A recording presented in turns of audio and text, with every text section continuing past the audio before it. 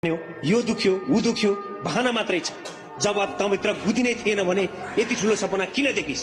किन देखिस् अनि किन देखाइस् झुटो सपना तेरो परिवारलाई? जब 5 रुपियाँको मेहनत गर्न नसक्ने पाजीले महिनाको लाखौं कमाउने सपना किन देखिस्? किन देखाइस्? सफलता र तेरो बीचमा दुईवटा कुरा छ, एउटा तेरो बहाना, अर्को तेरो सपना। जुन दिन तँलाई तेरो बहानाले जित्छ नि भाइ, त गइस खेर। जुन दिन तेरो सपनाले जित्छ त्यो दिन तसँग कुनै बहाना रहने छैन। दौडने कुद्ने मेहनत गर्ने केटाको हात खुट्टा नदुखेर लुडो खेल्नेको दुख्छ, क्यारम बोर्ड खेल्नेको दुख्छ। यो दौड अनि मेहनत तैले कुनै मेडल र सिल्ड जित्नको लागि गरेको होइन, यो त तेरो जिन्दगीको लडाई हो। जुन लडाईसँग तेरो भविष्य अनि तेरो परिवारको खुशी जोडिएको छ। तैले गरेको यो मेहनत कुनै दिन गएर तेरो परिवारको खुशी किन्ने माध्यम बन्नेछ। आज पनि तेरो परिवारले तैले देखाएको सपना पूरा हुने दिनको प्रतीक्षामा भगवानसँग प्रार्थना गरेर बसेको छ। उनीहरूको सपनालाई आँखैमा बिलाउन नदे भाइ।